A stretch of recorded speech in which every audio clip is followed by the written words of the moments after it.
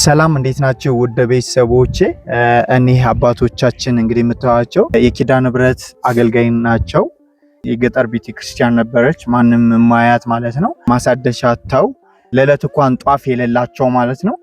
እንግዲህ አንዲት እህታችን ባማከርናት መሰረት እቺን ቤተክርስቲያን እኔ ማደስ አለብኝ ብላ ባለፈው ላይ እቃው ተጭኗል፣ ወደ ቤተክርስቲያኗ ደርሷል ማለት ነው።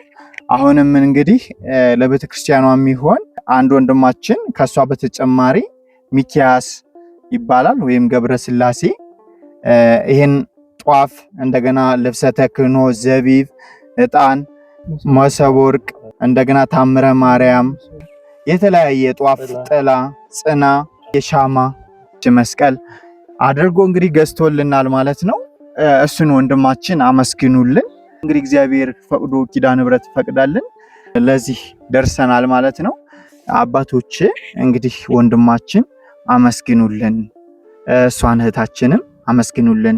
ባለማዩ ስሙ ሚኪያስ ይባላል ወይም ገብረ ስላሴ፣ እሷ ወለተ ስላሴ፣ ባለማዩ ስሟ ደግሞ ሃናን።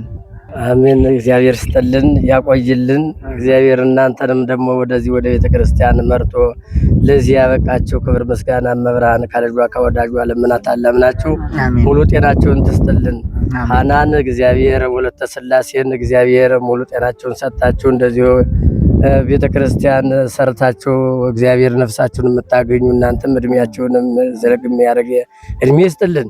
ደግሞ ወንድማችንም ደግሞ የተራዳ ይሄንን መብራት ጧፍኛ ከዛሬው ጀምሮ ምንም መብራት የለም ነበረ፣ ማንኛቸውም ቆሞብን ነበረ። አሁንም ሙሉ ልብስ ደርሶናል፣ ጥላ ደርሶናል፣ ሻውራ ደርሶናል፣ መብራትም ደርሶናል፣ መሶበ ወርቁም ደርሶናል። እግዚአብሔር የሰጣችሁትን ስጦታ ቅድመ ዓለም እግዚአብሔር ያድርስልን። የላከው ድርሰት ደርሶናል። እግዚአብሔር ደግሞ ያቆይህ ወይንም ገብረ ስላሴን እግዚአብሔር እድሜ መንገድ ያርግልን፣ ያቆይልን።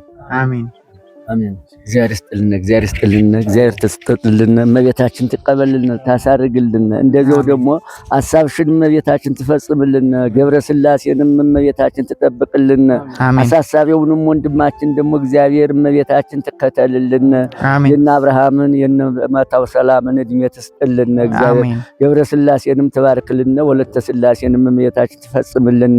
እንደዚያው መብራቱ ጧፉ አቁሞብን ነበር፣ በትክክል አቁሞ በምንም ቤታችን አሳስባ እንዳነሳሳችሽ በጣም አድርሰሽልናልና ምንጊዜም አድራሹን ተጠብቅልን፣ ታሳርግልን።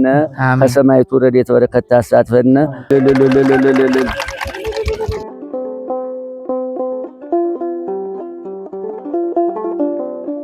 እግዚአብሔር እናንተንም የተራዳችሁትን እግዚአብሔር ይጠብቅልን፣ ዋጋህን ትክፈል በመንግስተ ሰማያት። አሜን አሜን። ሙሉ ጤናን ትፈል። አሜን አሜን። ደረው ዘመን ለናት እንደው አንተን ትጠብቅልኝ እግዚአብሔር እንደው መድኃኒዓለም መቤት አሜን